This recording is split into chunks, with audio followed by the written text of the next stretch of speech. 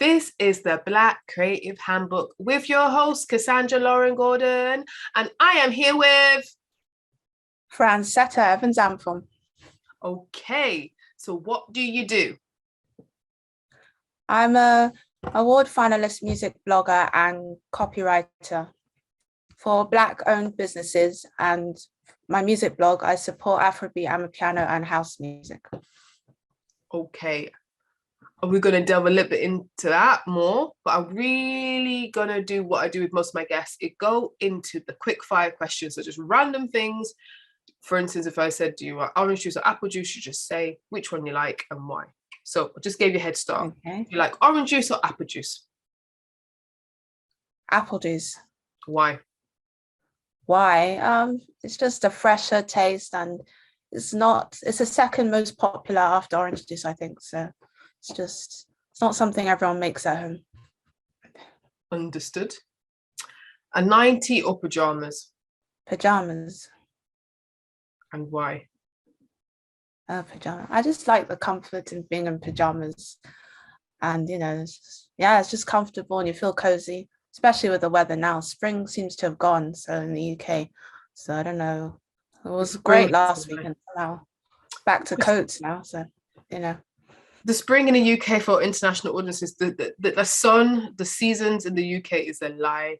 They say we have 4 seasons. Sometimes they're all coming one day. The sun is like I've got a ring light. It's just ring light. It looks glowing, but there's no heat. It's all cardboard sun. So I don't trust when people are, oh, Cassandra, why are you wearing your big old jackets? I'm like, I know, isn't it? So unpredictable. Sorry again. The weather is so unpredictable here. It's just, it's crazy. Yeah, I do not trust them. I'm not stop wearing my puffer jacket till May or, nearly June. I don't trust it until I feel the sun on my face. I don't trust this English weather one bit. And I lived here most of my life, so I get you. Okay, cool. Cereal or toast? Cereal. Why? It's just quick, easy, and at least you can say you've had something for breakfast. Because there are people in people's family where they're like, have you eaten? Have you had something? And they'll give you a whole lecture. To me, at least you've had something and you've eaten. That's the thing. Okay. Amazon Prime or Netflix? Netflix. And why? You have more choice, I think, on Netflix, and there's more variety of series and films, but you have to be careful because you can binge watch series and film after film on Netflix, so you just have to control yourself on that. But yeah, I prefer that. Okay, understood. I'm going to ask you, since we're both in braids today, I know you can't, the people at audio, I love braids. If you don't know, I love braids. So I'm going to ask you, box braids or Senegalese twists? What I don't like about braids is the time it takes and the money it costs in the UK. When you go to Nigeria or Ghana, I don't know, you spend like 10 quid, they buy the hair, it feels like you spend, it feels like you spend £10 and you're in Nigeria, it feels like it. And you'll have maybe 5 people on your head plaiting or braiding. It's just when you do it in the UK, it's a bit, you have to find a place to buy the hair. It's just a whole long, so that's why I don't like. That's how I've answered your question. So which one? So you don't like braiding in general, or do you like box braids or Senegalese twists? Which one's the faster one? I think twists are faster generally, but it's just so we get a break from our natural hair. That's partly why I do it sometimes, just because the hassle all of us Black ladies have to go through. I don't need to say anything. We all understand what we have to go through. It's not 5 minutes and we just wash and blow dry. So, so yeah, it's lovely when our hair's all blow dry, but then the hassle of actually getting it to that result. Yeah. So I hear you. I started in lockdown to do my own hair. It was just hassle, man. It's just hassle. You got to find somebody, or I have to go to Dalston. This is in London, or I have to go to East London. Yeah. You have to wait, or if someone comes to your house, it's just like they always try to charge you, and all this kind of stuff. Yeah, it's just. I know. It's just Europeans don't get it. They just go, just like, don't see them. get I'm it. so jealous of them when they go to Tony and Guy and they look like they're having the fun of their lives. They've got magazines out, they're chatting to hairstylists, Wasn't they're it? massaging them, they're living their best life, bright lights. Yeah, but the one thing they Right. want from us, because they use a lot of hairspray to keep their style in place. So for us, we have that advantage. We don't need to use hairspray. We just do it and it just generally stays in place. So, you know. There's pros Yeah. and cons. There's pros and cons. There's pros and cons, but yeah, Europeans just don't understand what we go through. So, it's a lot. It's a lot. It's a lot. Okay. Kanye West or Jay-Z? Oh gosh. I say Jay-Z, but then on the music side, I say Jay-Z. But then I like Kanye. But if you're talking personality, I don't know. It's Jay-Z. Cool. I got you. Patti LaBelle or Tina Turner? Tina Turner. Why is Yeah, that? man. I saw her live, I think I was maybe 10. Was it Wembley Arena? This is years ago now. She was my first person I saw live. So she was very brilliant back then and still is. So yeah. Understood. Mariah Carey or Whitney? I like Whitney. Then yeah, Whitney. These are hard questions, man. I have to do that. I have to get you to think, since you know. Okay, great. Yellow or orange? Hello? Orange. Okay, cool. I lost a little bit, but I'm doing minimal editing because this is how I roll. So I heard orange, and because why? Okay. Orange is a color I wear quite a bit, and I think it's versatile. Many people can wear orange. You know, yellow I think can be quite hard for some people. So that's understood. Yeah. Okay, so we got through the quickfire round of questions. So let's go into what you're saying.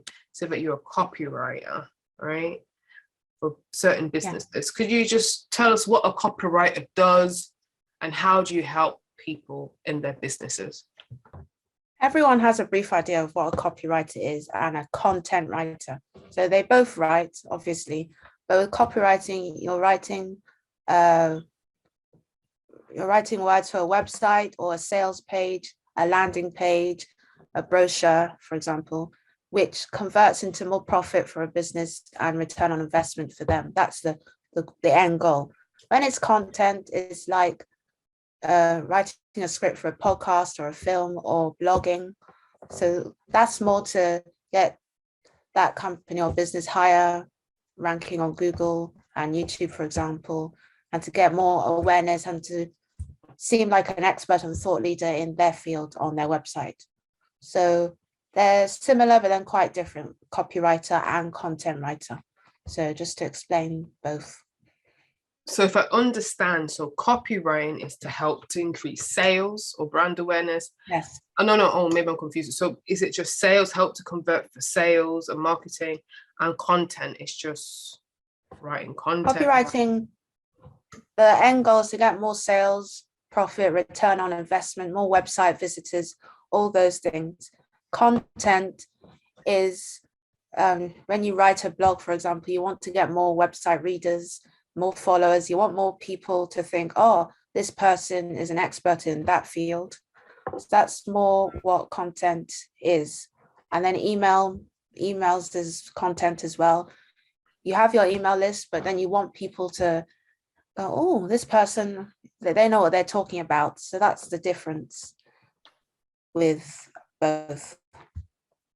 Understood. And just to put a span in the works, do you do SEO? Because I hear it, content, SEO, copyright. I see it in the same family, but I get confused. SEO is search engine optimizations.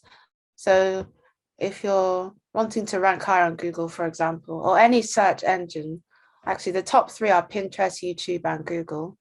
You put the words that your audience are likely to type in Google, for example, then your blog post or website will come up. So for example, me being a Black copywriter, I would have maybe Black female copywriter in one blog post, Black business owners in the same blog post, for example. Those are a few words that you believe your audience will type to find you. And then you have KPI, which is key performance indicators. similar to SEO, but you're right, you're adding words to the website or blog post that many people will search to find you. So that's kind of the difference. Okay, thank you for giving me the life of a copywriter, because I did not know everything. I just assumed it was all the same. So thank you very much. So how do you give me an example where you helped people as a copywriter and get return on investment and working with certain businesses? For me, with my copywriting, it's more about the relationship with the client. And if we align with each other and we fit and we have a good work relationship, as I call it, because nowadays there are thousands and thousands of copywriters, and some are very specific to a certain industry. So you might have female business copywriter, you might have hair and beauty copywriter, for example. But to me, I'm wanting to help all Black-owned businesses, but in creative industries. So you might have like a nightclub or a restaurant or architecture or music. And some businesses I've worked with have been architecture, has been law, has been a nightclub, has been an e-commerce store, but they're all Black-owned and they have a diverse team behind them. And I just feel a lot of Black-owned businesses, they kind of hide behind others. And I think it's partly to do with confidence with ethnic and Black people in general. So I think the way others write, from what I read, they're not confident in themselves, so it doesn't portray in their writing. I feel something when you said that. That struck a nerve with me. And maybe this is not therapy, but when I first came into doing jewelry, because I'm a jewelry designer, I really hid behind. If I'm being very honest, it was trying to assimilate and being non-Black, as not like I don't like my Black skin or anything, but online, I try not to put any Blackness on it, because people was telling me, oh, you don't sell, don't use, it doesn't appeal to white people, don't appeal to certain customers, blah, blah, blah, blah, blah. And I believed them because I wanted the sales, right? But it's weird, but as soon as I was like more visible online and talk about Blackness and things just kind of was aligned. So I was like, I don't know why I was listening to these people. And also, okay, I'm gonna, just another thought came to me. How do you get Black people to buy from you? I'm going to be honest, because there's these myths. I'm trying to debunk these myths about Black people, especially in the UK, not talking about African-American culture. Black people in the UK don't always support their own. I'm trying to say it's a myth, but I'm trying to, it's hard. I wouldn't say you're wrong, but it's a two-sided things.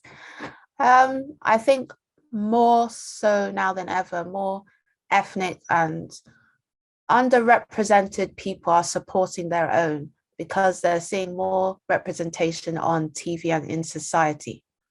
That's what I feel.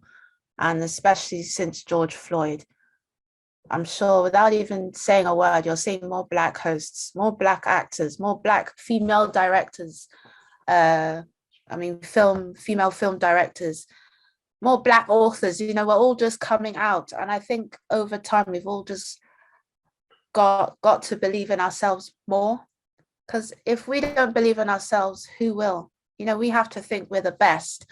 And because I find a lot of us, we want to be like Beyonce online. We want to be, Beyonce, she's very confident and is proud of who she is. We want to be like that, or we want to be the next Obama online. We envision it here in our minds, but then it just doesn't come out right when you read someone's story or their biography on their website. It's just, and I've seen clients where they're so frustrated. It's like, oh, I've got this vision. I know what I want to write, but it just doesn't come out on online or on paper, and it's not an easy thing to do when you're writing about yourself. Okay. What do you think the barriers for these business owners? Why they're not online showing their brightness? Because they're not showing enough of themselves, because I feel that they think if they show too much, they won't get enough profit or make any sales from their business. Unconscious bias from Europeans and other people. That's one thing. And then I just think society is kind of told us to kind of hide behind things, hide behind others. And I think a lot of us compare ourselves to others as well, which is not always a good thing, as we all know. I just think we're all a bit scared. Even myself, I'm not saying I'm perfect. I just think we're all a bit scared to just shout about ourselves and be proud and Black and who we are, whether you're female, male. I'm talking about all ethnic and Black people. Even if you're from China, for example, or you're African American, Australian, just not a British person. I just think we say we're confident, but then we don't show it enough. I just think we're scared of the backlash we'll get as well, and the negative feedback. So I think that's why we all try and hide a bit more. And I'm talking online because that's really where the world has gone, really, since the pandemic. So, Understood. Okay, I put it out there, right? Let's just put it out from what you said. So I'm going to ask you a really hard question. So bear with me. So being Black online, what does that mean? Because to me, we all came, I'm talking for being in England, we all came, or the brown people came in England in various different ways due to colonialism compared to our African American counterparts. One minute they were like slave on the plantation, next minute they're free men or free women, and I say that in inverted quotes. But the way how we got to England as a Black person is a bit different. What does Black mean, and what is the aesthetic? Because it seems to be since George Floyd, or this is my opinion, there's a certain Black aesthetic, what is palatable or appeasing to only white people. It's like you can't be too Black, or these are the images of Black which is accepted, or you have to hype up your Blackness. Do you understand what I'm saying? So I'm saying, what is being Black and putting yourself online? That's what I'm trying to get from you, because you work with so many Black businesses. Oh, that's a good question. It made me think there. No, it's good. It's good. Take your time, because of just. I'll put it this way. I feel people should focus on their talents and how brilliant they are. And I think someone like myself, being a copywriter for them, I will do that for them. I'll bring out their confidence and really write their story as they envision it, because a lot of them, they have brilliant ideas of how their story should be, and when they speak about it to me, when I have calls with them, they're like, oh my gosh, I've got this, I'm brilliant, I'm this, I'm that. And when you read what they've written, it's like, that doesn't translate, and people's attention span is 5 seconds or less on a website or social media. So you have to instantly connect with your audience and followers. But people should focus on the talent. To me, it doesn't matter how light-skinned or brown you are. That shouldn't be the case. But over decades, society has made us feel like, you're too Black, so you can't do this. You're too light, you can't do this. To me, it shouldn't matter. Rihanna's made it possible for all skin types, I'm talking all, to get makeup. Who else have we got? Even with her lingerie range, she's made it possible for all sizes of ladies, and then having Chadwick Boseman in Wakanda. What's that film called? Black Panther. Black Panther, sorry, I should remember that. Black Panther, that's just shown us, we can have a Black, film, that, superheroes and all that. So things are changing, but I just think, we all need to support our own, and we don't enough. And why not have someone like me just come in and, support you and blow your trumpet off online? I keep saying online because really that's where the world is really heading, and everyone needs a website of some sort. So understood. No, you're right. The world is changing, and I'm trying to debunk the myths, because I do think eventually, I think after 2020, more Black people did buy from me, but majority, 99%, was just white people, which is fine. I love white people. I like everybody. Equal opportunities, and I love everyone too. I love everyone too. But it's just nicer that your own is supporting you. That's it. It's just like a bit of icing on the cake. So yeah, I like everyone. Yeah. So thank you for explaining that. Being a business owner, when people say return on investment and converting. Yeah. So how does a copywriter do that? Apart from you saying you're going to show their personality, people know, okay, they're going to think, okay, so why can't I just do it myself? What are you doing? How can you guarantee me as a business owner? And when do you think results might be shown? For me, a lot of business owners want to work with someone that represents them, whether it's by look or by personality, or that there's just some commonality before you've actually started the project. But any copywriter, especially me, we have a 360-degree look on their business, their lifestyle, and who they are as a person. And when they write it themselves, I think all the mindsets and the negative thoughts come into play a little bit when they write, because they know they want to be brilliant when they write their web copy or blog posts or brochure or whatever. But then something's holding them back to write an amazing story about themselves. But with copywriting, to get more sales and profits, you have to think like your customer and client and write like they would talk to you. So when they come to your website or brochure or blog, they're like, she gets me or he gets me. And then instantly they connect, and then they're likely to do your call to action. And then from there, they're likely to purchase your product or purchase your product or use your services.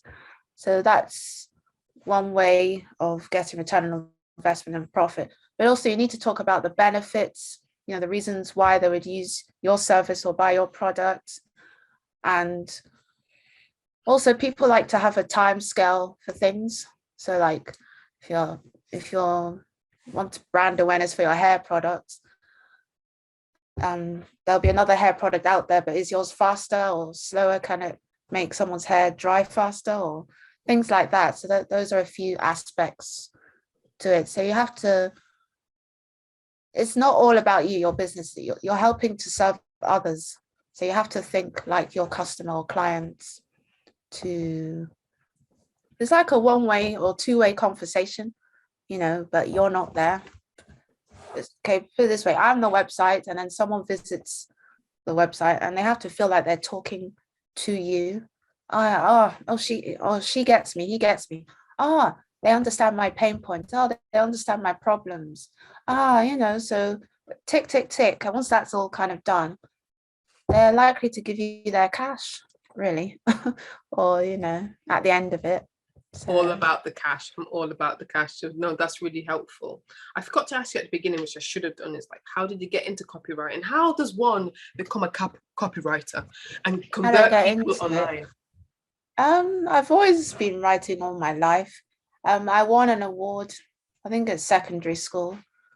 I was in an art gallery with my class and I was so bored. I just, actually being in a museum is not really my thing back then and still isn't. But they said, you need to write a poem about a famous artist, can't remember. But I just wrote it in 5 minutes, gave it in. And then about a month later, they said, your poem, you've won the award for the best writer for the whole of the UK. I was like, what? Really shocked. And that's still to this day. And then since then, applying for work and jobs, I'm always getting the jobs that are to do with writing and copywriting and content. So over time, I thought there must be something with my words and the way I write that people like. And then after a while, I started this business, and I don't know if it's by chance. I didn't focus on Black-owned businesses at first, but more and more people who were ethnic, unrepresented, or look like us came to me. And some of them are like, I've just been wanting to work with someone like you forever. It's so hard to find a female copywriter, let alone a Black female copywriter. I've had some clients from America and the UK, obviously, and Europe. So just by them saying that to me, it's like, I'm feeling in a space of the market, So yeah, that's kind of how I got into it, really, if that answers your question. No, that does. I was just writing down something what you what came in my head, what I was thinking. So you got into it, this is thing, people seeking you out, and that's really good because recommendations, word of mouth and stuff like that. So I'm just thinking, like, what advice would you give just in copywriting for business owners, right? What is the biggest advice they can do, a really good tip for them to improve their copywriting if they have to do it? Write like you speak. Right, like Write in conversation. Don't always be so formal in your writing. It depends what industry. For example, if you're in hair and beauty or wellness or food, you would write slightly differently, because if you're in a corporate industry like finance or law, you have certain terms and words in those kind of industries, but write like you talk, because you'll be connecting with your specific audience, target market, faster that way. So that's the best thing I would say. And with copywriting, even content, don't be so perfect. Sometimes you just have to draw a line under it. We can write and write and write and get frustrated. Sometimes we want to throw in the towel, write and write and write, and we want every word to be perfect. It has to be spelt right and everything. And that's not totally the case, because it depends on the industry you're in. But write like you're talking, have a conversation. That's the one thing I would say is the main thing, And also another thing is people's attention span is so short. Break your paragraphs up, have a few little pictures here and there, so you engage and keep your audience wanting to read more. Keep them intrigued. Like when you watch EastEnders or Coronation Street, every episode, they always keep you intrigued at the end. So you have to come to the next episode. I look at it like every episode is like a paragraph. Just keep them going. And at the end, you have your call to action. That's whether you want them to purchase something or sign up to your email list. That's my 2 tips. Okay, I think that's very, very insightful. Yeah, I'm just thinking, because it has to be a conversation. No one likes a hard sell, do they? You have to build people's trust, get the reputation, show the social proof and stuff like that. Do you think blogging is still, when I mean blogging, not when people say blog on Instagram, but I mean like long form blogging, do you think that's still relevant in 2022 or the future? I wouldn't say it's not relevant, but blogging has changed. I do feel that if you're a blogger, you definitely need more brand awareness, because you're the one writing. And if no one knows the person behind all that work, then they're not really going to trust you as much per se. People want to work with people they trust, like, they want to get to know the person, even if it's just 5 minutes, just to have a little conversation with them before you start the project. So blogging isn't dead. I just say you need to do a lot of PR and press and be in magazines, podcasts, videos and stuff, so people get to know you as a person. Because in the end, you're the face of the brand. You can have a whole team behind you, however small or big you are. You're the face of the brand, and that's how you gain more followers and trust. I would say blogging, you definitely need to vlog as well. Some have a YouTube page and they do their blog. Some do both, but you definitely need some video content with your blogging to raise your profile and get more followers. I'm not saying that you have to be doing a video every week or every month, but at least be on guest podcast interviews like this and things like that, just to get your name out there and your face, a name to a face. That's the main thing with everything, a name to a face, So Understood. So as we come to the end of the podcast, I just want to, we go to what is the best testimonial or what people said about your services. What was one of a client has said, or like a review or something? They're quite long, my testimonials, nothing short, that's the thing. But with an architecture firm. They have an office in the UK and Nigeria. Basically, they just said, wow. And I was working with their web designer as well. So it was a three-way kind of project. So wow, the web designer and me, we really got along and we understood each other, and we understood that business's outcome and the results they want from the design and the web copy. And I've seen more sales and I've gotten more projects from it. With architecture, it's more about the projects that you get, and at the end you get paid. There's that. Then with a nightclub, Coco Cure, that's the name. I did web copy for that. And basically, sometimes it's not that you're the best copywriter, it's just that I've been looking for someone like you, and you just made my day. And finally, you're amazing, just because I'm myself. And just a lot of them, it's really just because they want to work with someone like me. I know that sounds really, I think I'm the best at what I do, but a lot of them throughout the whole process, so hard to find someone just like you. Oh my gosh, that's their kind of reaction to the whole thing. So yeah, I think I'm the best.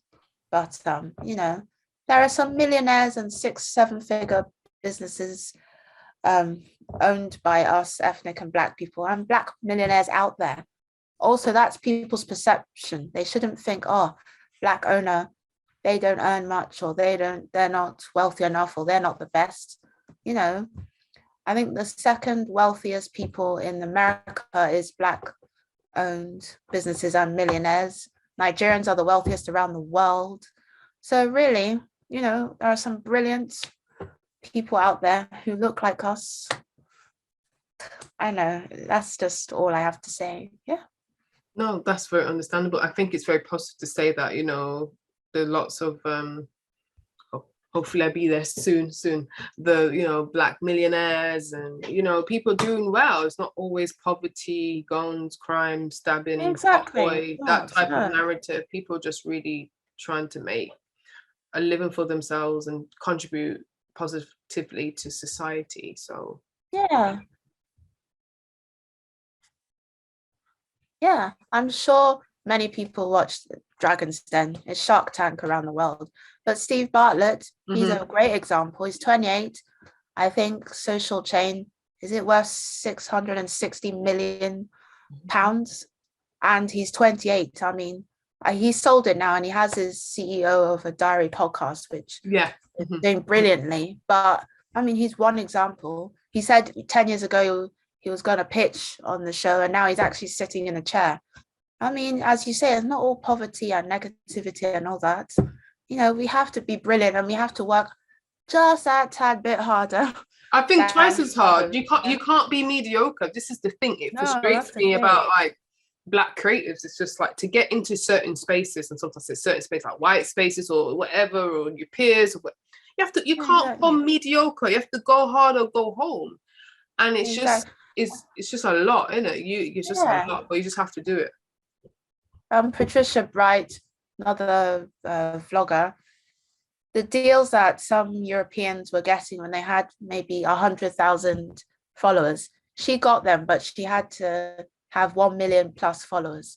There's different ways of showing how like brilliant or excellent you have to be at your job. So it's quite we just have to keep at it and keep shining and being the best we can. And I'm here filling in the space for being a female music blogger and a female Black copywriter. So tell us a little bit more about that, the blogging, the music blogging, and what you cover. I'm award finalist, Afrobeat, Amapiano, and house music blogger. Amapiano, what's that? Is that like Amapiano is South African dance music, basically. Is it like sorry, I don't know it. Is it like black coffee? Not totally. No. So what's black coffee? Major Leagues DJs. They're a big example. They performed at Yam Carnival last year. They're a big example. Did you hear them though? I was at Yam Carnival. Did you hear it? Did you actually hear it? Did you hear it? Because the sound was a bit jacked up. No, I don't want to sound bad about Young Okay, Kanye, cool. All right. but You're okay, cool. a lot of us have said the same thing. The sound wasn't great and things. But I want to leave hopefully it there next year, all right, you're better than me. You're better than me. But hopefully because I'm trying to support my own. yes, I thought true. I would leave it this year and I may go next year. But with the blog, I also write about hip hop, house, funk music, and reggaeton music. There's those genres as well. And festival reviews I do as well. So I see. Okay, All right, positively. Okay, I get you. Positive. Yeah. You know, with businesses, you know, if I'm trying to be more empathetic and give people grace and stuff like that, you know, sometimes things don't work out, but it's the way how you redeem yourself, you know, and how you make up for it and how you deal with the situation. So, I support 100% anything Black, and hopefully this year people redeem themselves, and then the next year we see how it goes. And it's about your reputation and gaining trust. You might lose a little tiny bit, but if you do a good job next time, you regain people's trust and give people second chances. So I hear you. Yeah, but we have to keep our reputation up every day, every year. We can have down days just because of society and all the backlash we get, but we have to just be positive and just start every day positively and just breathe in, breathe out. And any backlash we get from anywhere, just have to just through one ear and out the other and just forget about it and just surround ourselves with positive people, whether it's in business, life, family, especially in business and in careers and jobs.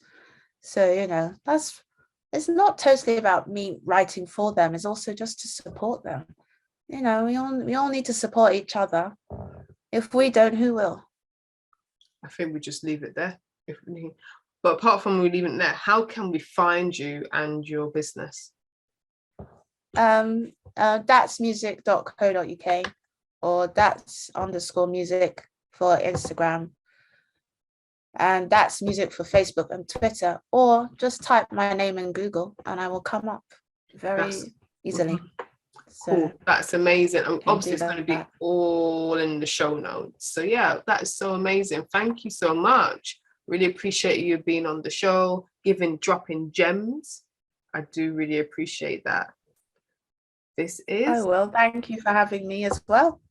No problem. I really do appreciate it. And the positivity you make me think, okay, whatever I say in public about Black businesses, just got to keep it positive, because there's a lot of obstacles against us, and you don't need other people saying there is, yeah. You just keep on going. Okay, cool. So we all have down days, we're human, but most of the time we just got to have our head up high and just keep on going and never give up, for any business or industry we work in. So okay, I hear you. So this is the end. This is the Black Creative Handbook with Cassandra Gordon and Francetta, and we will speak soon. Bye-bye. Bye. Bye.